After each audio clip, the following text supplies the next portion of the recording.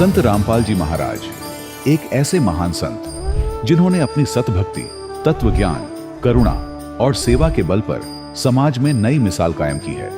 संत रामपाल जी महाराज की अगुवाई में उनके सभी सतलोक आश्रमों से समाज कल्याण के अद्भुत कार्यों ने समाज को सुनहरे भविष्य की एक नई उम्मीद दिखाई है।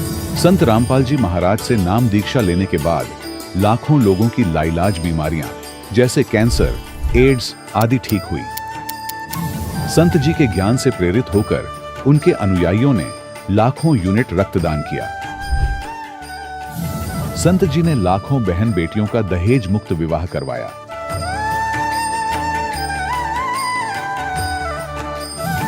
संत जी ने लाखों लोगों का नशा छुड़वाया, करोड़ों उजड़े परिवार बसे। संत जी के आश्रमों में समागम के दौरान निःशुल्क नेत्र चिकित्सा, दंत चिकित्सा प्रदान की जाती है। संत रामपाल जी महाराज द्वारा समय समय पर पर्यावरण संरक्षण के उद्देश्य से बड़े स्तर पर वृक्षारोपण किया जाता है। संत जी ने जरूरतमंदों को तत्काल राहत पहुंचाने के लिए एम्बुलेंस सेवा शुरू की। संत जी अपने अनुयायियों को देहदान के लिए प्रेरित करते हैं, जिससे मानवता की सेवा और चिकित्सा क्षेत्र में सुधार हो सके। संत रामपाल जी महाराज के सभी आश्रमों में हर रोज निःशुल्क भंडारा आयोजित किया जाता है, जहां हर वर्ग, हर जाति और हर धर्म के लोग एक साथ बैठकर भोजन करते हैं।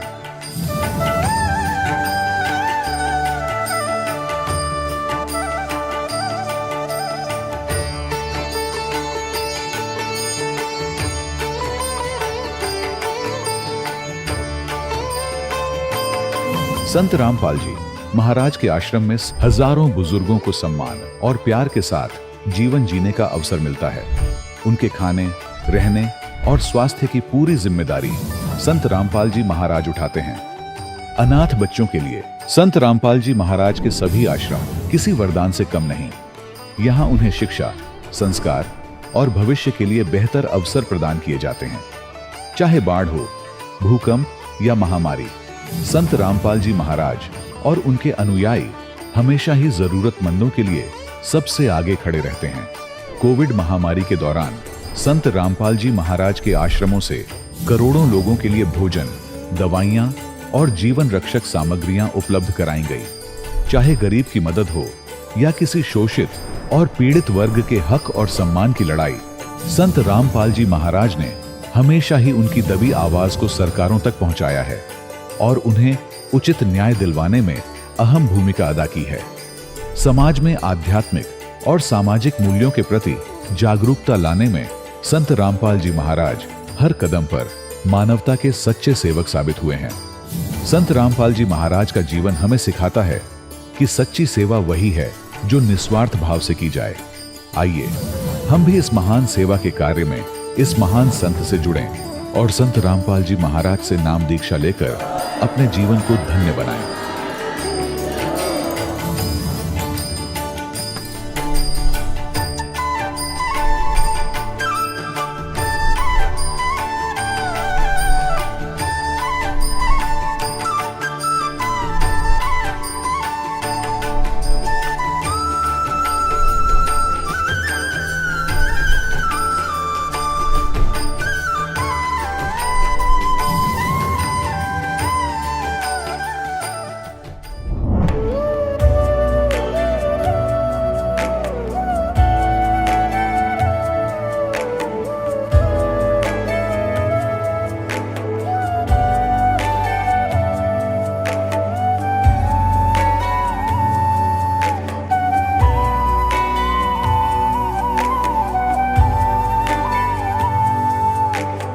गीता अध्याय 15 के श्लोक 16-17 में 3 प्रभु बताए हैं।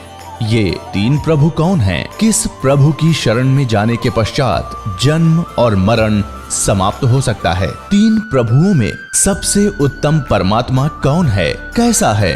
उसका क्या नाम है? इन सभी गूढ़ रहस्यों को जानने के लिए अवश्य सुनिए जगत गुरु तत्वदर्शी संत रामपाल जी महाराज के अमृत वचन। सत साहिब दर्शकों, क्या हो जब इंसान पूरी श्रद्धा से भक्ति करता हो, लेकिन फिर भी ना तो उसकी परेशानियां खत्म हो और ना ही बीमारियां। दर्शकों, ऐसे में इंसान टूट जाता है और कई बार नशे की लत में फंस जाता है। दर्शकों, ऐसी ही कहानी थी छत्तीसगढ़ के रहने वाले विशंभर साहू जी की। इन्होंने भी हर संभव भक्ति साधना की, लेकिन ना तो इन्हें मानसिक शांति मिली और ना ही शारीरिक राहत। लेकिन इनके जीवन में एक मोड़ तब आया जब इन्होंने संत रामपाल जी महाराज से नाम दीक्षा ली, जिसके बाद इनका जीवन पूरी तरह से बदल गया। और सबसे बड़ी बात, इनकी नशे की लत खुद ब खुद छूट गई।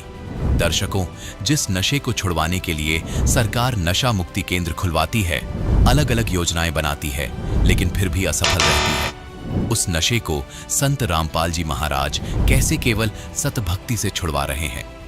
आखिर इसके पीछे की सच्चाई क्या है? आइए सुनते हैं विशंभर साहू जी की कहानी उन्हीं की जुबानी। नमस्कार सर। नमस्कार सर। सर, क्या नाम है आपका? विशंभर दास साहू। विशंभर जी, आप कहाँ से हैं? मैं छत्तीसगढ़, जिला राजनांदगांव, ग्राम मड़ौदा के हूँ सर। विशंभर जी, संत रामपाल जी महाराज से नाम दीक्षा आपने कब ली? मैं संत रामपाल जी महाराज से नाम दीक्षा 26/7/2015 में ली। संत रामपाल जी महाराज से नाम दीक्षा लेने से पहले क्या आप कोई भक्ति साधना भी करते थे? जी सर, मेरे पूर्वज जो भक्ति कर रहे थे, दामे खेड़ा से जुड़े हुए थे, तो मेरे जो पूर्वज थे वो भी कबीर साहब की ही पूजा कर रहे थे, उसी के जो रास्ते पे चल रहे थे, उसी को मान रहे थे। सर, जैसे कि आपने बताया कि दामा खेड़ा पंथ से आप जुड़े हुए थे। छत्तीसगढ़ को कबीर पंथियों का गढ़ माना जाता है और आप पहले से ही दामा खेड़ा पंथ में थे, जो एक कबीर पंथी हैं। और फिर आप संत रामपाल जी महाराज की शरण में किस कारण से आए? उसका कारण तो बहुत सारा है सर, मैं विस्तार से बताना चाहूँगा। जिस प्रकार से लोग भक्ति कर रहे थे, हम भी उसी में चल रहे थे, लेकिन भक्ति करते करते इतने तकलीफ़ आ गए कि खाने के लिए भी लाले पड़ गए। मुझे बहुत सारा कर्जे में डूब गया। तो कर्जे में डूबते जा रहे थे। फिर अचानक एक भगत जी है, रघुवीर दास, मेरा भतीजा है, वो बोला, चलो चाचा, संत रामपाल जी महाराज का आश्रम खुला हुआ है छत्तीसगढ़ में, भुरका भाट सुरेगांव में, तो वहाँ जाते हैं। मैं सोचा, मैं तो अभी भी कबीर साहब का भक्ति करता हूँ, तो वो लोग बताता था कि भाई ये भी कबीर साहब का ही ज्ञान बताता है, एक बार जाकर देखो तो सही। फिर उनके साथ मैं भी जाने के लिए तैयार हो गया। मैं सिर्फ इस कारण से गया था कि यहाँ जो मंत्र दिया हुआ है, जो दामे खेड़ा से मंत्र प्राप्त किया था, वो तो कुछ इसको जाप करना है, क्या नहीं करना, कुछ नहीं बताया। लेकिन मैं वही उसी कारण वहाँ गया कि ये क्या मंत्र देता है, ये भी कबीर पंथी है तो अलग से कोई मंत्र देता है क्या, ये जानने के लिए मैं सिर्फ गया वहाँ पे। भुरका भाट सुरेगांव संत रामपाल जी महाराज का नामदान केंद्र है, खुला था वहाँ पे। तो वहाँ जाने से अब सब लोग जैसी दंडवत करते हैं, अभी तो हम भगत बने तो मालूम पड़ा कि जो भगत है उसको ऐसा दंडवत करना है, इस प्रकार से पूजा प्रतिष्ठा करना है। लेकिन उसमें हम जुड़े हुए थे तो कोई मर्यादा नहीं था। वहाँ गए तो फिर देखा तो अचंभित लगा कि लोग ऐसे दंडवत करते हैं। हम भी संकोच में दंडवत किया। फिर चलो ले लेते हैं नाम, आ गए हैं तो देख लेंगे, अगर जमेगा तो करेंगे। संत रामपाल जी महाराज से नाम दीक्षा प्राप्त करके घर आया। सर, फिर आपने संत रामपाल जी महाराज से नाम दीक्षा ली तो आपको कोई लाभ भी मिले?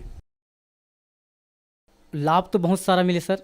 जिस प्रकार पहले आपको बताया कि बहुत ही मेरे ज़िंदगी में गर्द था, नशा वगैरह बहुत सारा चीज़ था और दुख तो बहुत पहाड़ के जैसा था। तो पहले मैं नशा करता था, तो नशा के वजह से ज़मीन डूब गया, शरीर में तकलीफ़ आने लग गया, परिवार में कलह कैसे मचने लग गया। दामे खेड़ा के जो दिए थे, जो भी दिए था, जो भी भक्ति था, वो भक्ति में ना तो गुरु में शब्द में ताकत था, ना कुछ था। कर्जा धीरे धीरे बढ़ते गया, नशा इतना बढ़ते गया कि मुझे तंगई आकर मेरे खेत को गिरवी रखना पड़ा। गिरवी रखने के बाद धीरे धीरे कर्जा बढ़ते गया। मन रातों रात मुझे नींद नहीं आता था, बहुत ही तकलीफ़ में जीवन गुजार रहा था। तो बताए कि आप एक बार यहाँ चलो, दीक्षा लो। फिर मैं साथ में उन लोग के साथ गया भुरका भाट सुरेगांव नामदान केंद्र। वहाँ से संत रामपाल जी महाराज से दीक्षा प्राप्त किया। प्राप्त करने के बाद फर्स्ट लाभ मुझे ये हुआ सर कि मेरे शरीर में बवासीर का बीमारी था। जो लगभग 10-15 साल से चल रहा था। बवासीर का बीमारी का इलाज मैंने डॉक्टरों के पास कई बार करवाया, थोड़ा सा आराम होता था फिर उठ जाता था, थोड़ा आराम होता फिर उठ जाता, ऐसे ऐसे उसको मैंने लगभग 15 साल तक झेला। फिर संत रामपाल जी महाराज से दीक्षा लेने के बाद 6 महीना मंत्र की जाप मैंने किया, तब मुझे जाकर पता चला कि यहाँ जो मैंने भक्ति पाई है उसमें भी कुछ शक्ति है। उससे धीरे धीरे मेरा शरीर ठीक होने लग गया। फिर कर्ज था, कर्ज के बारे में मुझे नींद नहीं आता था। मैं जुड़ तो जा गया था, परमात्मा की शरण में आ गया, संत रामपाल जी महाराज के शरण में। तो भी से अब कर्जा तो बहुत सारा भारी है, पहाड़ के जैसा सर पे पहाड़ अगर किसी को डाल दिया जाए तो उसको नींद कहाँ से आएगा। तो नींद नहीं आता था।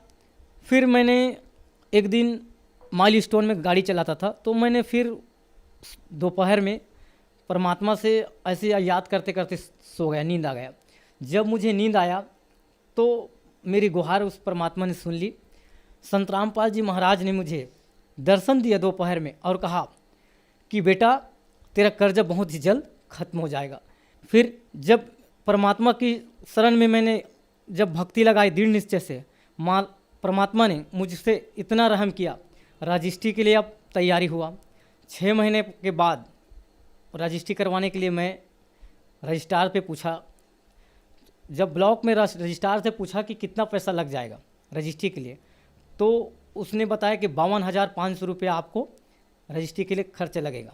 मेरे पास सिर्फ 30,000 पैसा था, बाकी मैंने कर्जा पे अब लाया, कर्जा पे लाया और मालिक से गुहार लगाया कि परमात्मा मैं तो निर्धन हूँ, गरीब हूँ, आपकी दया से अगर ज़मीन मेरा वापस हो जाए मालिक, यही बहुत बड़ा बात है। फिर मालिक से दंडवत करके हम लोग रजिस्ट्री करवाने के लिए निकल गए। वहाँ रजिस्ट्रार पे पहुँचा, मालिक से दुआ मन ही मन संत रामपाल जी महाराज से दुआ मांगता था कि परमात्मा जिस कर्जा में डूबा हूँ उसी कर्जा में फिर से पैसा लाया हूँ, परमात्मा रहम करना। फिर मालिक ने ऐसा रहम किया कि वहाँ रजिस्ट्रार में जाने के बाद मैं पूछा कि भैया यहाँ कितना पैसा लग जाएगा, अगर कम पड़ जाएगा तो मैं पैसा लेके आया नहीं हूँ। तो सामने वाले बोले, रजिस्ट्रार में जो बैठते हैं वो बोले कि एक बार मैं चेक कर लेता हूँ। चेक करने के बाद बताया कि आपको सिर्फ 32,200 रुपये लगेंगे, बाकी पैसा आपका बच जाएगा। परमात्मा की इतना कृपा बना कि 32,200 रुपये में मेरा रजिस्ट्री हो गया। बाकी जो कर्जा में लाया था वो पैसा मैंने वापस कर दिया। और एक बार खेत से आ रहा था, मेरे छोटी वाली गुड़िया थी, उसको मैं गाड़ी में बैठाया था। गुड़िया जो है गाड़ी के इस पार पलट गया, पलटने से उसके हड्डी यहाँ का टूट गया। हड्डी टूट जाने के बाद फिर एक खैरागढ़ में डॉक्टर भी है और वैद्यराज भी है, तो उनके पास मैं लेके गया। सभी लोग अब उनके पास जाते हैं, इसलिए मैं उसके पास चला गया। जाने के बाद उनको इलाज कराने के लिए तो वहाँ पे पूछा कि भैया आप ओझा काम थोड़ी करते हो, तो वो बोलते हैं कि मैं डॉक्टर भी हूँ और ओझा भी हूँ। तो मैंने उसको बोला कि भाई आप पट्टी बस बांध दो, तो नहीं फूकना पड़ेगा। मैं बोला भैया आप पट्टी बस बांध दो, इसमें इलाज हो जाएगा। उससे मैं दवाई लेके आ गया और बोला कि मैं आज के बाद न तो मैं कभी संत रामपाल जी महाराज के चेले न तो ओझे के पास जाते हैं, न किसी की ज़रूरत पड़ता है, आज के बाद मैं आपके पास नहीं आऊँगा। आने के बाद घर पे परमात्मा संत रामपाल जी महाराज से अरदास लगाया कि हे संत रामपाल जी, आप ही इस बच्ची को ठीक करेंगे, दूसरे बार दोबारा मैं उसके पास नहीं जाऊँगा। फिर ऐसा ही हुआ, संत रामपाल जी महाराज ने इतना चमत्कार किया कि मेरे बच्ची को दोबारा उस डॉक्टर के पास ले जाना नहीं पड़ा। डॉक्टर ने बता दिया कि बच्ची का ऑपरेशन करना पड़ेगा, हड्डी टूट गया है बीच से, अक्सरा करवाया तो पता चला। फिर मैं वहाँ से आके प्रार्थना लगाई संत रामपाल जी महाराज से। फिर प्रार्थना लगाने के बाद संत रामपाल जी महाराज ने मेरे बच्चे को 1 हफ्ते में ही ठीक कर दिया और ना ही मुझे ऑपरेशन करवाने की ज़रूरत पड़ी। उसके बाद मेरी पत्नी जो स्कूल में काम करती थी खाना बनाने की, मध्याह्न भोजन की, उसको अचानक थनोटी घाव बोलते हैं, कैंसर बोलते हैं, वो कैंसर हो गया। कैंसर उठ जाने के बाद अब हम चिंतित में पड़ गए कि भाई भक्ति तो कर रहे हैं, कहीं ना कहीं हमारा कर्म खराब है। तो स्कूल में जाते थे तो कई लोग उनको बोलते थे कि आप एक काम कीजिए, आप झाड़ फूँक करवा लो, उसमें ख़त्म हो जाएगा। कई लोग बोलते थे कि यार इसको ऑपरेशन करवाना पड़ेगा। डॉक्टर के पास गया तो वो डॉक्टर भी बोले कि ऑपरेशन करवाना हुआ है। फिर मैंने संत रामपाल जी महाराज का जो आसन लगाया हुआ है घर पे, उससे मैं दंडवत करके और मेरे पत्नी ने दंडवत करके रोया और कहा कि हे परमात्मा, हमें किसी और के पास जाना ना पड़े, आप ही हमारे सर्वधारी हो, आप ही हमें बचाओगे। ऐसा करके दंडवत करके परमात्मा से अर्जी लगाई। उसके बाद हम डॉक्टर के पास गए। डॉक्टर के पास जाने के बाद डॉक्टर ने बोला कि एक काम कीजिए, मैं इसको दवाई दे देता हूँ, दवाई अगर दे देता हूँ ठीक हो जाएगा तो ऑपरेशन करवाना नहीं पड़ेगा। फिर मालिक की दया से, संत रामपाल जी महाराज की दया से 200 रुपये का दवाई लाखों की काम कर गई। ना तो मुझे ऑपरेशन करवाना पड़ा जो बोल दिया था, और वो 200 रुपये का दवाई संत रामपाल जी महाराज के सद्भक्ति करने से पूर्ण रूप से मुझे लाभ हुआ। और खेती बाड़ी में बहुत सारा बरकत दिया परमात्मा ने। संत रामपाल जी महाराज के शरण में आने के बाद मेरे जो खेती में बहुत ही कम धान और चने का उपजाऊ होता था, आज के डेट में संत रामपाल जी महाराज ने मेरे जीवन में इतना खुशियाँ भर दी कि मैं पैसों के लिए तंगाई होता था, आज उस चीज़ का मुझे नहीं है। और संत रामपाल जी महाराज की कृपा से आज पूरी तरह से मेरे ज़मीन पूरा उपजाऊ बना दिया। और लोग कहते भी हैं कि अब तुम्हारा जीवन अलग हो गया, अब तो तुम हम सब से अलग हो गए। ऐसे करके गांव वाले जो हमारे जगत के भाई बहन हैं वो लोग हमको बताते हैं। सर, संत रामपाल जी महाराज से नाम दीक्षा लेने के बाद आपको बहुत सारे लाभ मिले। सर, यहाँ पे एक सवाल उठता है कि आपने दामाखेड़ा पंथ से नाम दीक्षा ले रखी है, और दामाखेड़ा पंथ बहुत पुराना कबीर पंथ है, और संत रामपाल जी महाराज जी भी कबीर पंथी हैं, तो आपको दामाखेड़ा पंथ से लाभ नहीं हुआ, संत रामपाल जी महाराज से लाभ हुआ, ऐसा क्यों? संत रामपाल जी महाराज जो भक्ति बताते हैं शास्त्रों के अनुकूल, गीता जी में लिख खोल के दिखलाते हैं, बाइबल से दिखलाते हैं। दामे खेड़े वाले जो लोग कहते हैं कि हम धर्मदास के पूता हैं करके, वो लोग यथार्थ भक्ति नहीं बताते। कबीर सागर में जो 11 भाग का कबीर सागर है उसमें लिख दिया है कि धर्मदास तुम्हारा वंश अज्ञाना और भूले जीव न जावे ठिकाना। और इसी चीज़ को पे जब चर्चा होते हैं दामे खेड़ा वाले लोगों से, अभी भी हम चर्चा जब करते हैं, हमारे भाई जो हम खुद जुड़ा हुआ है, हमारा बड़ा भाई, वो फूक झाड़ भी करते हैं और दामे खेड़ा वाले भी से भी जुड़े हुए हैं। उनसे जब हमारा चर्चा होता है कभी कभार, तो वो बोलते हैं कि तुम्हारे गुरु तो कुछ और बताते हैं, हमारा गुरु जो है वही सच्चा गुरु है, तुम्हारे गुरु तो काल का दूत है बोलते हैं। लेकिन हम लोग को समझ आया कि जब बीत जाए कलयुग 5505 तब मेरा वचन होगा साचा। ऐसा करके कबीर सागर में लिखा रखा है। सर, संत रामपाल जी महाराज से नाम दीक्षा लेने के बाद आपको बहुत सारे लाभ प्राप्त हुए, तो संत रामपाल जी महाराज से नाम दीक्षा कैसे ली जा सकती है? संत रामपाल जी महाराज से जुड़ने के लिए अनेकों चैनल टीवियों पर सत्संग आते हैं, उन पर पीला पट्टी चलते हैं, उस पट्टी पर नंबर आते हैं, उस पर कॉल करके कॉन्टैक्ट करके अपना नाम दीक्षा प्राप्त कर सकते हैं। धन्यवाद सर। सच्चा है। दर्शकों, अभी आपने सुने संत रामपाल जी महाराज से दीक्षा प्राप्त करके सुखी हुए भक्त के अनुभव। अब देखिए जगत गुरु तत्वदर्शी संत रामपाल जी महाराज के मंगल प्रवचन। आदरणीय गरीबदास साहिब जी ने, जैसे तुलसीदास जी ने रामायण लिखी, लाखों वर्ष पूर्व की घटनाएं कलयुग के अंदर चौपाइयों के माध्यम से हिंदी भाषा में, और उनके द्वारा लिखी हुई वो बातें आज सारी सत्य मानी जाती हैं, क्योंकि ये दिव्य दृष्टि काम करती है। उस समय की जो चलचित्र की तरह वो सारी घटनाएं उस संत के सामने चित्रित हो जाती हैं। तो इस दिव्य दृष्टि की भी अक्षमता होती है, जैसे दूरदर्शी होती है, दूरबीन बोलते हैं जिसको, उसकी अक्षमता होती है। कोई तो 1 किलोमीटर तक देख ले, एक मनमाना 100 किलोमीटर तक का हिसाब लिया दे, एक आधा किलोमीटर भी नहीं देख पाती। तो ऐसे गरीबदास साहिब जी की दिव्य दृष्टि वो फुल रेंज की थी। तो उन्होंने बताया, ना सतगुरु जननी जने उनके माने बापे, पिंड ब्रह्मंड से रहित हैं जाना तीनों ताप। आप जी को परमात्मा के प्रकट होने के विषय में जानकारी देंगे। एक गौरी शंकर नाम के ब्राह्मण थे, उनकी पत्नी का नाम सरस्वती था, और वो पूर्व जन्म में सुपत सुदर्शन जी वाल्मीकि के माता पिता थे।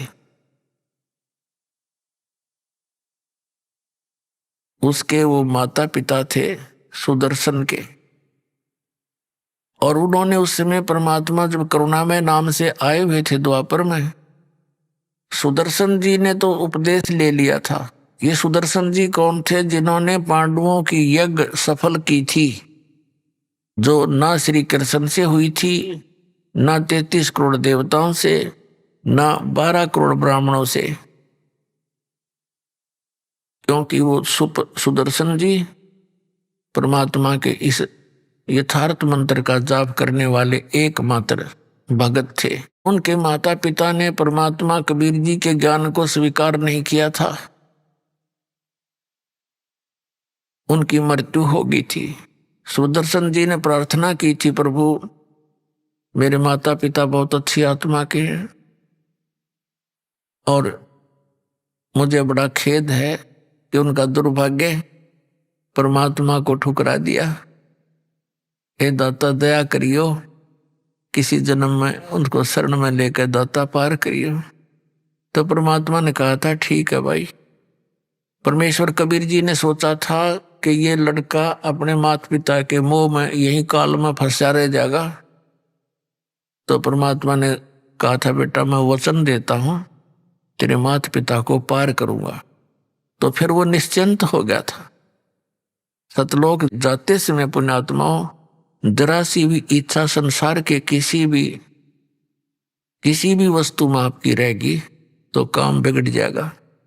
इसलिए ये ज्ञान दिया जाता है, यहाँ का इतिहास बताया जाता है और ये ज्ञान के माध्यम से आपका मन यहाँ से हटाया जाता है, फिर भक्ति की शक्ति भी आपका साथ देगी। तो सुदर्शन जी सतलोक चले गए निसंशय होकर। तो उस अवचन आधार से परमात्मा उन सुदर्शन के माता पिता वाली आत्मा के पीछे पीछे रहे। और स्वभाव इस परमात्मा का कि जो जन मेरी शरण है ताका हूं मैं दास, और गेल गेल लाग गया फिर हूं जब तक धरती आकाश। जो बच्चा गऊ की नजर में यूं साईं को संत, और भक्तों के पीछे फिर ये भक्त वत्सल भगवंत। ये जो सुदर्शन जी के माता पिता थे ये अगले जन्म में ब्राह्मण और ब्राह्मणी हुए। तो कबीर परमेश्वर उनको 3 वर्ष की आयु का बच्चा मिला था। वो निसंतान थे, घर ले गए, 4 वर्ष तक उनके साथ रहे। खूब ममता होगी, मोह हो गया और वो कहने लगे कि तुम दीक्षा ले लो मेरे से, मैं परमात्मा हूं। तो वो कान्हा पर कटाड़ जाते। बहुत बार ऐसा कहा। जब देखा कि बिल्कुल ये सुनने को तैयार नहीं है तो अंतर ध्यान हो गए परमात्मा। उसके बाद उनके आंखों से ही ओझल हो गए, सामने से एकदम मिले नहीं। तो उनकी इतनी जबरदस्त तड़फ बन गई। कुछ तो पुत्र टाइप का मोह था उनमें। 4 वर्ष बच्चा साथ रहा और फिर उसकी तरफ में उनका जीवन अंत हो गया। उस शिव परमात्मा ने उनके कर्म बनवाए। अगला जन्म फिर उनका ऐसे ब्राह्मण और ब्राह्मणी का हुआ, तो उसमें भी परमात्मा उनको मिले। तीसरा जन्म उनका फिर वैसे ही ब्राह्मण और ब्राह्मणी का हुआ, जिस के विषय में अब दास आपको बताने जा रहा। उनका गौरी शंकर नाम था पुरुष का, सरस्वती नाम था उसकी पत्नी का। ये दोनों भगवान शिव के उपासक थे, बहुत अच्छे सच्चे श्रद्धालु थे। ये अन्य ब्राह्मणों की तरह किसी को गुमराह नहीं करते थे। ये केवल कथा सुनाया करते थे शिव पुराण से। भगवान शिव के कट्टर पुजारी थे और कथा से जो भी पैसा आ जाता था उससे अपना निर्वाह चलाया करते थे। और काशी के अंदर एक बहुत जो है चर्चा का विषय बन गए थे कि बड़ा अच्छी कथा करते हैं, निस्वार्थ करते हैं, कोई पैसा नहीं लेते हैं, और जो दक्षिणा आ जाती है अपने भोजन योग्य रखकर बाकी भंडारा कर देते थे, दान कर देते थे। इससे उनकी बहुत ज्यादा प्रेस्टीज बनी हुई थी। मुसलमानों ने देखा कि ये गौरी शंकर हिंदू धर्म का सबसे ज्यादा प्रचार कर रहा है और उन्होंने ये भी मालूम था कि अन्य ब्राह्मण जो थे, जो गुरु पद पर थे, जो दुनिया को ठगते थे, ठगने का मील मिसगाइड करके गुरु बने हुए थे, कोई श्राद्ध निकाल रहा था, कोई क्रिया कर्म कांड करवा था, कोई पिंड भरवाया करता, तो वो गौरी शंकर से ईर्षा रखते थे। इस बात से मुसलमान परिचित थे। तो मुसलमानों ने जबरदस्ती उस गौरी शंकर और सरस्वती के घर पे अपना जूठा पानी छिड़क दिया, पूरे कपड़ों पर, सारे कहनों आवाज लगा लगा कर, और उनके मुंह में जबरदस्ती डाल दिया। वो दूसरे जो ब्राह्मण गुरु थे, गुरु पद पर ब्राह्मण थे, आम ब्राह्मण से नहीं लिंक है, जो ब्राह्मण गुरु पद पर थे, उनको पता लगा, उन्होंने खुशी मनाई, सब जगह कह दिया कि गौरी शंकर मुसलमान बन गया है, वो कथा करने का अधिकारी नहीं रहा है, गंगा में स्नान नहीं करेगा और उसके पास कोई नहीं जाएगा, बैन लगा दिया। उनका नाम रख दिया, गौरी शंकर का नाम रख दिया नूर अली मुसलमानों ने, और सरस्वती का नाम रख दिया नियामत। उनको नीरू और नीमा कहने लगे शॉर्टकट में। अब उनके सामने निर्वाह की समस्या आ गई। पहले तो दक्षिणा आती थी, टाइम पास हो रहा था, तो उन्होंने सिंपल सा बगैर कोई खर्चे का ऐसा धंधा ढूंढना चाहा, तो उन्होंने देखा कपड़ा बुनने लग जाते हैं। किसी ने सलाह दे दी, भाई 4 डंडे गाड़ लो और बन गई कारखाना। तो उन्होंने अपना वो खड्डी बना ली और कपड़ा बुनन लग गए। कपड़ा बुनन लग गए तो दुल्हा कहा है, ये जाति कोई जन्म जात नहीं थी, ये जैसा जिसने कर्म किया उसी को उसी नाम से पुकारने लगे, तो वो जुल्हाए कहलाए। लेकिन फिर भी उनकी, भले ही वो मुसलमान बन गए थे, नमाज नमूज भी करते थे, लेकिन भगवान शंकर की श्रद्धा उनके हृदय से गई नहीं थी। तो फिर क्या हुआ कि इस ज्येष्ठ सुदी पूर्णमासी को ब्रह्म मुहूर्त में, यानी सुबह सुबह 1.5 घंटा सूर्य उदय होने से पूर्व के समय को ब्रह्म मुहूर्त कहते हैं। सतलोक से चलकर परमात्मा आए, आकाश से एक प्रकाश का पुंज, प्रकाश का गोला सा आया। इसके प्रत्यक्ष दृष्टा थे ऋषि अष्टानंद जी। वो कहाँ एक लहर तारा नामक तालाब है, और वो गंगा दरिया के, जब फुल स्विम पर गंगा दरिया चलती है सावन और भादों के महीने में, वो पानी घाटों के ऊपर से उछलकर लहरों के द्वारा एक बहुत बड़े सरोवर का रूप धारण कर लेता है। उसको लहर तारा नामक तालाब कहने लग गए। तो नीरू और नीमा का, गौरी शंकर और सरस्वती का गंगा घाट पर स्नान करना बंद करवा दिया। तो इसलिए वो उस लहर तारा तालाब में प्रतिदिन स्नान करने जाते थे। बहुत सुंदर जल रहता था। गंगा का जल तो वैसे ही खराब नहीं होता, और बहुत बड़ा एक सरोवर का रूप था। उसी लहर तारा तालाब में एक रामानंद ऋषि का शिष्य अष्टानंद ऋषि जी, प्रतिदिन वो भी स्नान करने जाता था, और एकांत स्थान पाकर प्राकृतिक सौंदर्य और शांति का सुबह सुबह वहाँ आनंद लेता था। कुछ देर साधना करता था। तो वो स्नान करके साधना कर रहा था, साधना करने की तैयारी कर रहा था। उसने क्या देखा कि आकाश से एक प्रकाश का गोला आया। इतना तेज प्रकाश था कि अष्टानंद की आंखें उसको सहन नहीं कर सकी। जैसे पुण्यात्माओं हम सूर्य की तरफ देखते हैं, सूर्य के प्रकाश को हमारी चरम दृष्टि सहन नहीं कर पाती, आंखें एकदम बंद हो जाती हैं।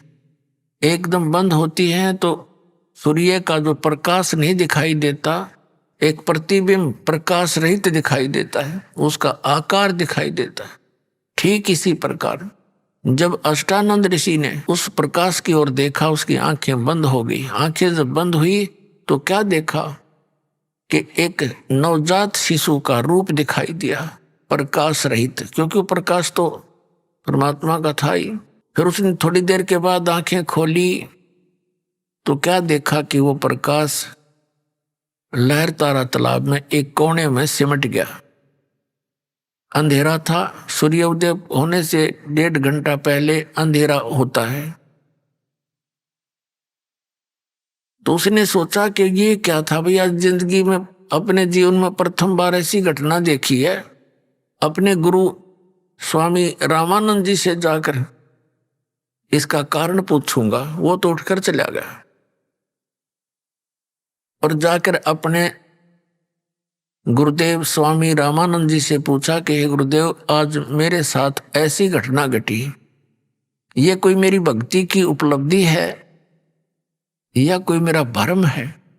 तब जैसा भी ज्ञान था उस ऋषि स्वामी रामानंद जी ने अपने शिष्य का समाधान करते हुए, शंका का समाधान करते हुए ऐसे बोला कि बेटा, जब आकाश ऊपर के लोकों से अवतारगण आते हैं तो उनके ऐसे ही लक्षण होते हैं। तारा सा टूटता है और वो किसी माँ के गर्भ में सर आवेंगे और कुछ दिनों में यहाँ काशी में लीला करेंगे। ऊपर के लोकों से कोई अवतार आया है। अब उन्होंने तो इन्हीं भगवानों का ज्ञान था जो माँ से जन्म लेते हैं। इस परमात्मा की तो न सपने में भी जानकारी नहीं थी, जो माँ से जन्म ना लेकर के स्वयं ही आते हैं। उधर से नीरू नीमा प्रतिदिन की तरह वहां स्नान करने जाया करते थे। उस दिन भी चले तो नीमा को पहले दिन कोई रिलेटिव आ गया और उसके साथ उसकी औरतें। तो वहां चर्चा चली रात दिन, दिन में शाम को। और जैसे काल इंजेक्शन लगवाता है एक दूसरे से, जैसे किसी का संतान नहीं है तो रिश्तेदार कोई आवेंगे तो उसने दूना रुआया करें, नो क्या करें, हो ये भगवान, एक जातक होता तो नारी रौनक हो जाती घर की। इब अकेले से बैठे रहते हो तुम। अब वो 2-4 बातें ऐसी गजब की कहा करें, सारी रात नींद नहीं आ उस बहन ने। आदमी तो सब्र कर लेता है लेकिन बहन बहुत दूर तक सोचती है। पहले दिन ऐसे उसके इंजेक्शन लग गए, किसके, नीमा के। और नीमा और नीरू सुबह सुबह स्नान करने प्रतिदिन जाते थे। वो जाने लगे तो रास्ते में उसको वो बात याद थी, रोने लगी बुरी तरह और कहने लगी कि हे भगवान शिव, क्योंकि वो बेशक मुसलमान बन गए थे, भगवान शिव को नहीं भूले थे। और कहने लगी, हे भगवान शंकर जी, आपकी दासी के लिए क्या आपके घर में बालकों की कमी आ गई? हे दाता, आप तो समर्थ हैं, मुझे भी एक खिलौना दे देते, मेरा संसार में साझा हो जाता। अब लोग पता नहीं क्या क्या बात बनाते हैं, हमें बुढ़ापे का सहारा मिल जाता। न्यू कह के वह बुरी तरह रोए थी। उसके पति ने कहा नीरू ने कि नीमा, यदि हमारे भाग्य में होता पुत्र या पुत्री संतान तो परमात्मा हमें दे ही देते हैं। हमारे भाग्य में नहीं है। 60 साल की उम्र होगी हैं और ये अपना सब्र कर, देखो कोई बुढ़ापे में उंगली पकड़ने वाला है नहीं। और तू आंखें फोड़ लेगी, आंखें तेरी खराब हो जाएंगी रो रो के, मत रोया कर। बहुत सांत्वना देता हुआ अपना लहरतारा तालाब की तरफ जा रहे हैं। लहरतारा तालाब के ऊपर पहुंच गए। पहले नीमा ने स्नान किया, नीरू बाहर बैठ गया। नीमा स्नान करके बाहर आ गई। नीरू स्नान करने के लिए सरोवर में प्रवेश कर गया। वो स्नान कर रहा था मस्ती से। नीमा कपड़े चेंज करके, कपड़े बदलकर उस कपड़े को धोने के लिए दोबारा किनारे पर गई जिसको बांध कर नहाई थी। तो उसने क्या देखा कि कमल के फूल पर कोई वस्तु हिल रही है। उसने फिर ध्यान से देखा, क्योंकि सुबह रोशनी एकदम हो जाया करती है या तो अंधेरा ही दिखाई देता है, और जब रोशनी होने लगती है बहुत शीघ्र रोशनी सी हो जाती है सूर्य उदय होने से पूर्व। तो उसने ध्यान से देखा कि क्या चीज हिल रही है। पहले तो सोचा कोई सर्प है, कहीं मेरे पति को ना डस ले, बिल्कुल निकट खड़ा था वो। फिर देखा कि कोई बच्चा है, पैर हिला रहा है। अपने पति से कहा कि देखियो जी, कमल के फूल पर एक बालक लेटा हुआ है, इसको उठाना उठाना कहीं डूब ना जावे। अब नीरू स्नान कर रहा है, स्नान करते करते कहता है कि नीमा तू तो मेंटल हो जी, इन बालका के मोह में। अब कितना समझाया तेरे को, तू मानती कती नहीं है, तू पागल होएगी। अब तुझे जल में भी बच्चे दिखाई देने लग गए। तब नीमा ने कसक के साथ कहा, देखो जी देखो, सचमुच देख देख, तेरे पास ही तो है। तो उसने देखा कि इसकी आवाज में कुछ कसक है, कुछ सच्चाई महसूस हो रही है। तो जिधर वो संकेत कर रही थी उधर देखा ध्यान से, सचमुच बालक है। आओ देखा ना ताओ देखा, एकदम बालक को तोड़ के उठा के कमल के फूल समेत और अपनी पत्नी को थमा दिया।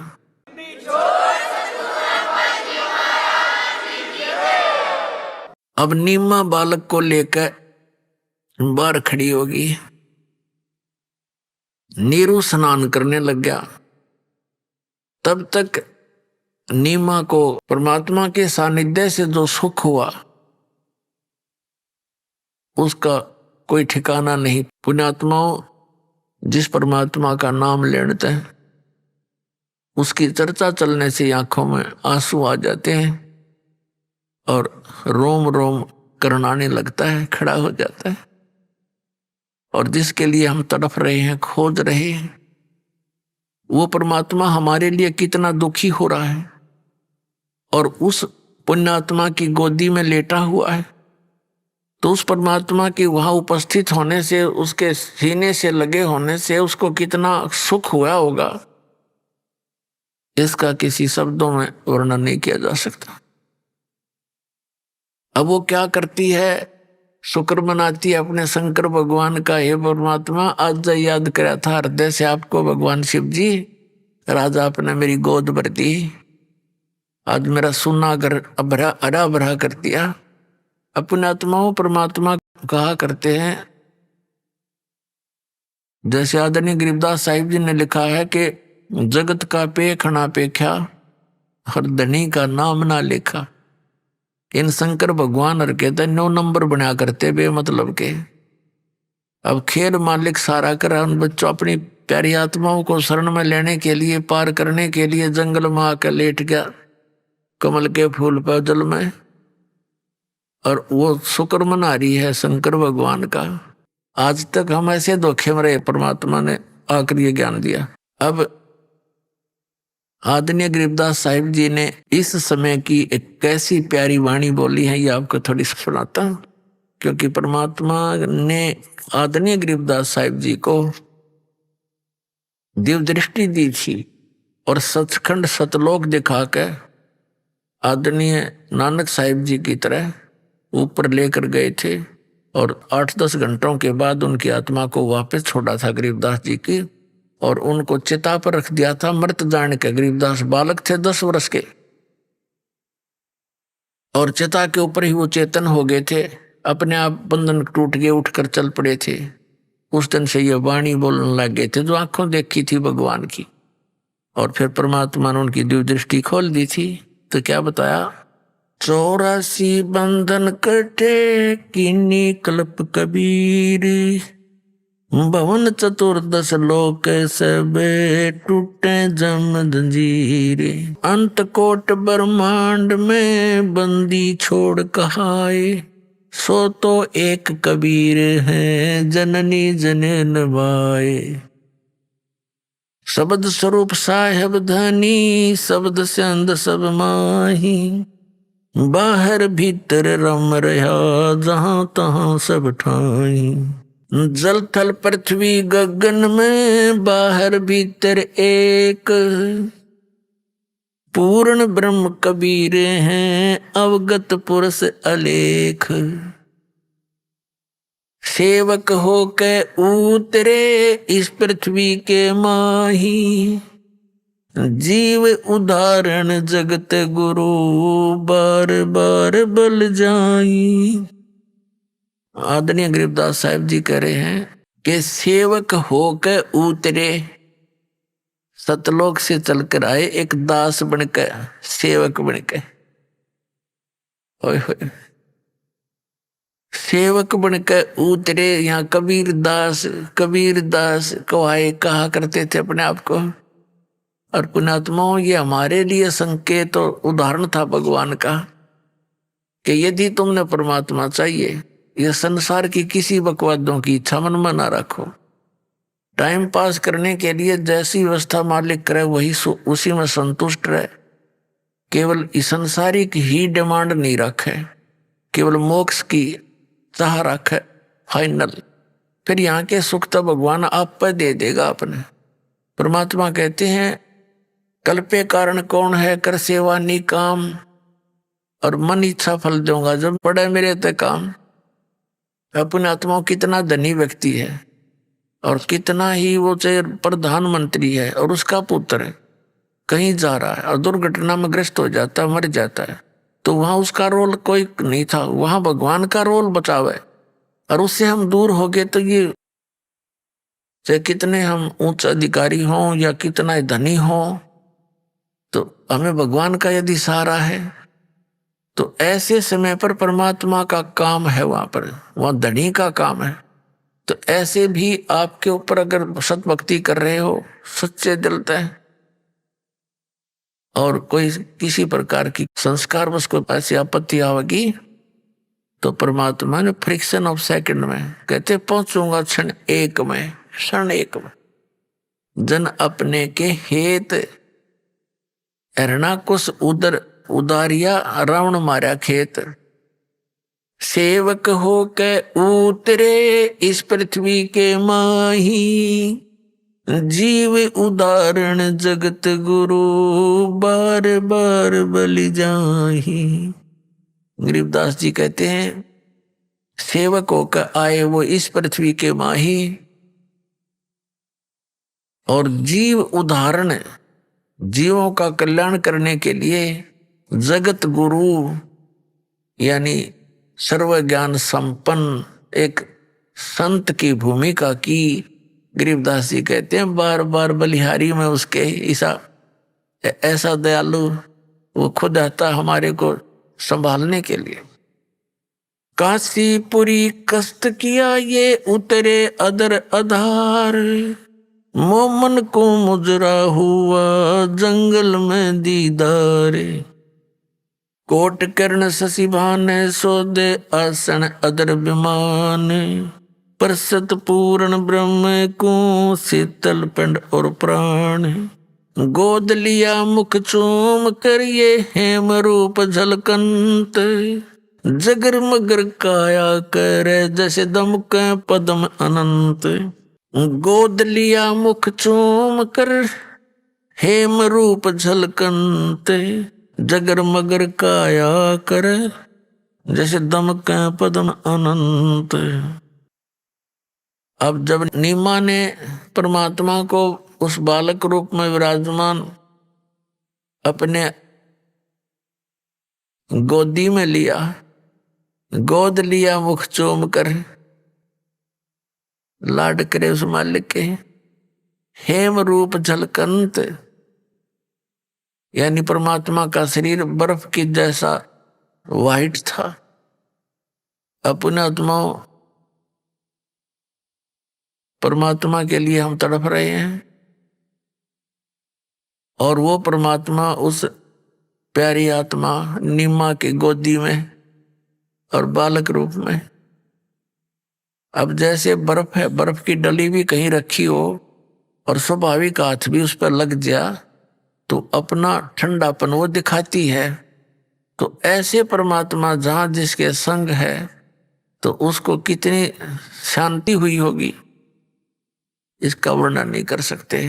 और कितनी पुण्यात्मा है वो जिनको भगवान आकर मिले। अब वहां से क्या हुआ कि नीरू बाहर आया निकल के। अब नीरू को प्रेरणा बनी कि अब यदि हम इस बालक ने घर ले जाएंगे तो गांव के नगर के लोग पूछेंगे कि तुम कहाँ से लाए। हम बताएंगे कमल के फूल पर पाया, तो किसी का विश्वास हो नहीं है। और ये हमसे मारपीट भी कर सकते हैं कि बताओ किसका उठा लाए तुम बालक, और हम किसका बताओगे, हम सच्ची कहेंगे उनका जचा नहीं, तो हो सकता हमें नगर निकाला दे दे, हम घर के रहना गांठ के और बालक भी छीन ले। तो उसने अपनी पत्नी से ये सब कहानी सुनाई और कहा कि तू इस बालक ने यहीं रख दे, इसी में हमारी खैर है। तो नीमा ने कहा देखो जी, मैं इस बालक ने यहाँ छोड़ नहीं सकती।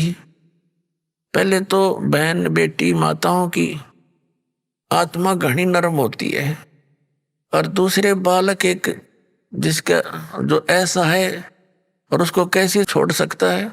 लेकिन वो लोक लाज के कारण घना अंधा हो गया था, डर था उसको कि पहले तो मुसलमान बना दिए, जबरदस्ती कोई साथी रहा ना। हिंदू हमारे साथी नहीं, मुसलमानों में भी हमारा इतना लिंक नहीं, कोई हमारा समर्थक है हो जाग भाई, क्यों निकालो हो यहाँ से। इस सारी आने वाली आपदाओं से नीमा को अवगत कराया। नीमा कहने लगे जी पता नहीं मैं इस बालक ने मेरे पर क्या जादू कर दिया, मेरा तो इसमें अटूट मोह हो गया, मैं इसे छोड़ नहीं सकती, मैं तो इसको लेकर के देश निकाला भी ले लूंगी। अब नीरू ने सोचा या तो कति पागल होगी, इसने बालक के बालक दिखे हैं, आगे का ना दिखता कुछ भी। तो उसने पहली बार अपनी पत्नी की तरफ थप्पड़ मारने के लिए हाथ उठाया था जीवन में, नहीं तो उसको बहुत प्यार देता था। यही जान करके इसका बालक नहीं है और ये बहुत दुखी रहती है, जो भी वो कहता हाजिर रहता था, कभी ना नहीं की उसने। तो कहने लगा कि तूने मेरी इस नम्रता का घना नाजायज फायदा उठा लिया, आगा पीछा नहीं देख रही है तो, और इस लड़के ने या तो यहाँ रख दे, नहीं तेरे 2 मारूंगा थप्पड़। अब यूं हाथ किया था, तभी नीमा के गोद में परमात्मा विराजमान शिशु रूप में कहा कि नीरू मुझे घर ले चलो, तुम्हें कोई आपत्ति नहीं आएगी। वो नीरू डर गया कि बालक बोल रहा है। उसने सोचा कि देश में कोई फरिश्ता हो, भूत प्रेत हो और तेरे साथ वही ऊट पटांग ना बन जाए। वो डरता आगे आगे वो लिया, घर ले आए। अब नगर के लोग आके देखें, वो सामान्य बालक थोड़ा ही था, वो तो परमात्मा थे। ऐसा न्यारा नूर, ऐसा न्यारा चेहरा, बिल्कुल अलग बालक। जैसे आपने कई अंग्रेज देखे होंगे और उनके बालक देख ले तो कहना है कि और उन बालक को हमारे बालक हम लुटा दे तो न्यारा दिखे, और उससे भी घना कई गुना नूर मालिक का। वो तो खाल सी उतरी हो अंग्रेजा की तरह, और वो तो परमात्मा एक गजब का शरीर था दाता का, बहुत सुंदर है। तो सब देखना और हैरान रह जा, पूरे नगर में बात फैल गई। औरतें गीत गाती आवे तो टोली की टोल बना के कोई कह उनका तो भगवान उतर रहा है, कोई नो कह इंद्र है, कोई कह कुबेर, कोई कह ब्रह्मा विष्णु महेश में से कोई एक दिखा है। इस तरह की वटकड़ें लगा रहे थे। कहते हैं दिल्ली का राजा भी देखने के लिए आया उस बालक को। अपने आत्माओं फिर क्या हुआ, 25 दिन के हो गए परमात्मा शिशु रूप में लीला करते हुए, कुछ खावे पीवे नहीं, और शरीर ऐसे फल फूल रहा है जैसे किलो दूध डेली पीता हो बालक। उधर से नीमा और नीरू दोनों चिंतित। नीमा तो और घनी दुखी होगी कि भगवान पहले तो आपने बालक देना नहीं था, ए शंकर भगवान यदि ये दे दिया तो दाता लो मत।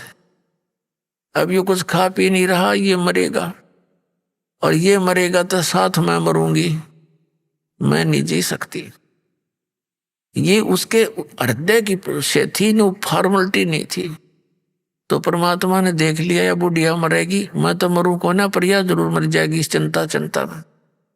तो परमेश्वर कबीर जी ने शंकर भगवान को प्रेरणा की, शिवपुरी से, शिवलोक से, शिवपुरी से शिव जी आए एक साधु रूप बनाकर, और नीमा रो रही थी बुरी तरह। उसे कहने लगे, माता क्यों रो रही हो तुम? नीमा ने कहा, महात्मा जी मत सुनो मेरे कष्ट को।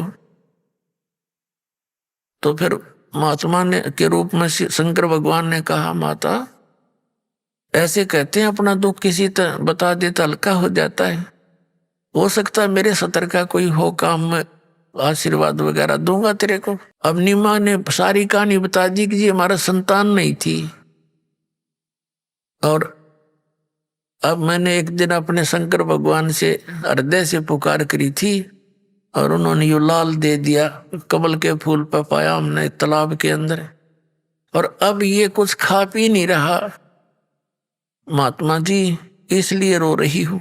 अब 25 दिन का बालक कुछ खाए पिए नहीं तो इसकी ये कभी भी मर सकता। मैंने इंतजार करूं हूं कि ये कब, ये तो मरे आज नहीं तो रात रात न मर लेगा, तो मैं साथ मरूंगी इसके, मेरा फाइनल फैसला है। अब शंकर भगवान ने कहा, वो बच्चा कहाँ तेरा, मुझे दिखाना। अब नीमा लाई उठाकर, ये सोचकर साधु संत कुछ दया बख्श दिया करते हैं। अंदर गई बालक ने लाई उठा के, और सोचा महाराज जी के चरणों में डाल दूं, आशीर्वाद दे देंगे, बच्चा कुछ खा पी लेगा उसके चरणा की धूल में। ऐसे नो परमात्मा को शिव भगवान जो साधु रूप में खड़े थे, उनके चरणों में डालने के लिए नीचे को किया, हाथों से उठ गया परमात्मा, और शंकर भगवान के सिर के लेवल में आकर हवा में डट गया वो बालक रूप परमात्मा। अब नीमा ने सोचा, यू महाराज कसूता करामाती है, इसने मेरे बेटे को देखा हवा में उड़ा दिया। ये भी चमत्कार वो उस बाबा जी का मान रही थी। अब शंकर भगवान ने देखा ये कोई सिद्ध पुरुष है, उसने ऐसे हाथ किया तो शंकर भगवान के हाथों में भगवान आ गए, परमात्मा कबीर जी नवजात शिशु रूप में।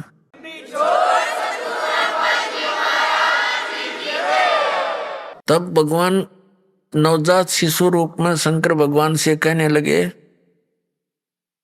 कि आप इनसे कहो एक कंवारी गाय ले आवें, कंवारी बछिया, और उस पर अपना आशीर्वाद भरा हाथ धर दियो महात्मा जी शंकर भगवान, तो वो दूध दिया करेगी, मैं उस दूध ने पिया करूंगा डेली। शंकर भगवान ने नीमा से कहा, तेरा पति कहाँ, उसको बुलाओ। नीरू बुला लिया। उसे कहा कि ऐसे ऐसे कुंवारी गाय ला के देते, जिसने दूध छोड़ रखा हो, बछिया हो, जाके संग बैल नहीं लागा, उसको कुंवारी कहते हैं। और एक मिट्टी का कोरा बर्तन लाइए, कुमार कहते हैं, स्वच्छ। उसने दोनों गाय भी बछिया भी ले आया और साथ में कुमार कहते एक छोटा सा बर्तन मिट्टी का लिया। अब शंकर भगवान ने उस बछिया के हाथ कमर पे रखा, आशीर्वाद भरा, लंबे लंबे सतन हो गए और नीचे वो पात्र रख दिया। दूध की धार चल पड़ी, पात्र भरते ही दूध बंद हो गया। बोलो सतगुरुदेव।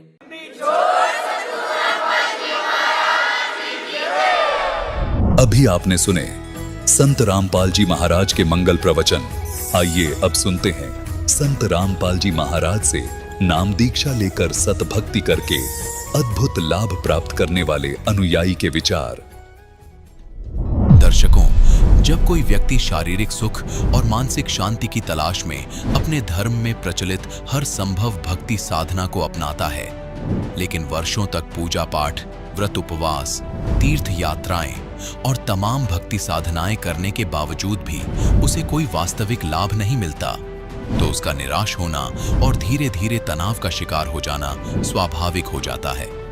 दर्शकों, कुछ ऐसी ही कहानी थी उत्तराखंड के रहने वाले सुखबीर जी की। सुखबीर जी ने बचपन से ही भगवान शिव और देवी दुर्गा की भक्ति के साथ साथ व्रत उपवास, मंदिरों की परिक्रमा, कथा कीर्तन तथा हर संभव प्रयास किया, लेकिन इसके बावजूद भी न तो इनके जीवन में शारीरिक सुख आया और न ही मानसिक शांति। लेकिन दर्शकों, आज सुखबीर जी का कहना है कि जब से मैंने संत रामपाल जी महाराज की शरण ग्रहण की है और उनके द्वारा बताई गई शास्त्रानुसार भक्ति मार्ग को अपनाया है, तब से मेरे जीवन में अद्भुत परिवर्तन आया है। न केवल मेरा बल्कि मेरे पूरे परिवार का जीवन पूरी तरह से बदल चुका है। आज हम सभी वास्तविक सुख और मानसिक शांति की अनुभूति कर रहे हैं। दर्शकों, आखिर सुखबीर जी ऐसा क्यों कह रहे हैं? आखिर सुखबीर जी संत रामपाल जी महाराज द्वारा दी गई भक्ति साधना को शास्त्रों के अनुसार और हिंदू धर्म में प्रचलित पारंपरिक भक्ति साधनाओं को शास्त्र विरुद्ध क्यों बता रहे हैं? आखिर इसके पीछे की सच्चाई क्या है? आइए सुनते हैं सुखबीर जी की पूरी कहानी उन्हीं की जुबानी। नमस्कार सर। नमस्कार। सर क्या नाम है आपका? सुखबीर। सुखवीर जी कहाँ से आए हो? मैं रामपुर विकास नगर तहसील देहरादून से आया हूँ। सर संत रामपाल जी महाराज की शरण में आने से पहले आप क्या साधनाएं करते थे? संत रामपाल जी महाराज की शरण में आने से पहले मैं परंपरागत साधनाएं, शिव की पूजा और दुर्गा का व्रत करता था। वो व्रत में लगभग 11 वर्ष की उम्र से 33 वर्ष की उम्र तक परमात्मा की सतगुरु रामपाल जी महाराज की शरण में जाने से पहले तक करता था। सर इतने सालों से जो भक्ति आप करते आ रहे थे वो आपने क्यों छोड़ दी? क्योंकि वो भक्ति साधना पूर्ण नहीं थी, शास्त्र विरुद्ध साधना थी, शास्त्रों के विरुद्ध साधना थी वो। ये आपको कैसे पता चला अचानक इतने वर्षों बाद? ये हमें जब सतगुरु बंदी छोड़ सतगुरु रामपाल जी महाराज की हमने ज्ञान गंगा पुस्तक पढ़ी, उसमें हमने ये पढ़ा कि ये तो हम शास्त्र विरुद्ध साधना कर रहे थे अब तक। सर उनसे नाम दीक्षा लेने के बाद आपको क्या क्या लाभ मिले? पहला लाभ तो कि सन 2012 में नाम लेने से 6 महीने पहले मेरी दुकान और जो भी था सब भाइयों ने छीन लिया था और छीनने के बाद मैं बेकार हो चुका था। उसके बाद मेरे पास कोई भी कारोबार नहीं था। जब मुझे ये पुस्तक मिली और पुस्तक में मैंने पढ़ा और उसमें पढ़ने के बाद 24 मार्च को जब मैं आश्रम में परमात्मा के आश्रम में गया, तो आश्रम में जाने के बाद तो 7 दिन के बाद 1 अप्रैल को मेरे भाई ने मेरी भाभी के द्वारा मेरी दुकान की चाबी मुझे दे दी, सौंप दी। पहला लाभ तो यही, परमात्मा बंदी छोड़ सतगुरु रामपाल जी महाराज पे और यकीन बढ़ गया। उसके बाद मैं जो प्रॉपर्टी का काम करता था उसमें सफलता नहीं मिल रही थी। मेरी जो ज़मीन का केसेस डला हुआ था, तो एक भगत जी मेरे पास आए और उन्होंने कहा कि तू परमात्मा को जोत लगा दे। तो परमात्मा को जैसे ही मैंने जोत लगाई, तो जोत लगाते ही सुबह को 6 घंटे के बाद मेरे पास फ़ोन आ गया वकील का कि आप लोगों का काम कोर्ट से हो गया। तो मैं जैसे ही वहाँ पहुँचा, तो उसके बाद जो भी मेरे पास कर्जा था 4-5 लाख रुपए, आज तक मुझे ये पता नहीं लगा वो कहाँ से आया और कैसे चला गया। खुद की पहले मैं कमीशन के लिए काम करता था, उससे पहले अब खुद के लिए मैं अपने प्लॉट लेकर बेचता हूँ। तो उसके बाद धीरे धीरे करके मेरी पत्नी भी परमात्मा की शरण में आ गई और मेरा एक छोटा बच्चा था वो भी परमात्मा की शरण में आ गया। सर संत रामपाल जी महाराज जी अपने अनुयायियों को नाम दीक्षा देने से पहले कुछ नियम बताते हैं और अन्य जो संत हैं वो नाम दीक्षा देने से पहले इतने सारे नियम नहीं बताते। तो संत रामपाल जी महाराज जी ही नाम दीक्षा देने से पहले अपने श्रद्धालुओं को इतने सारे नियम क्यों बताते हैं? संत रामपाल जी महाराज के नियम पहले बीड़ी, पान, तम्बाकू, शराब, गुटखा, मांस इन चीज़ों से दूर रहित कराते हैं। इससे रहित कराने के बाद आदमी सही साधना कर सकता है। और संत कोई ज़रूरी नियम नहीं बताते, क्योंकि उन लोगों का तो यही रहता है कि खाओ पियो और कुछ भी करो। हमारे गुरुजी पहले इन नियमों को हमें सिखाते हैं कि भाई बीड़ी, शराब, तम्बाकू भक्ति कराने के लिए परमात्मा ये नियम बताते हैं और संत ये नियम पक्के नहीं बताते। इसलिए हमारे गुरुजी संत रामपाल जी महाराज ये नियम पहले बताते हैं, वही लोग भक्ति कर सकते हैं। सर भगत समाज को क्या संदेश देना चाहते हैं? भगत समाज को तो यही संदेश देना चाहूँगा मैं कि जल्दी से जल्दी सतगुरु रामपाल जी महाराज की शरण में आए। ये पूर्ण परमात्मा कबीर साहब के अवतार आए हुए हैं और इन्हें पहचानें और अपना मोक्ष कराएं। बहुत बहुत धन्यवाद। सत साहिब।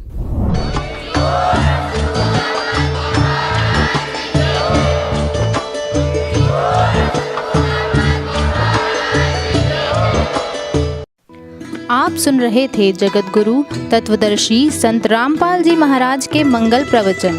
अधिक जानकारी के लिए संपर्क करें।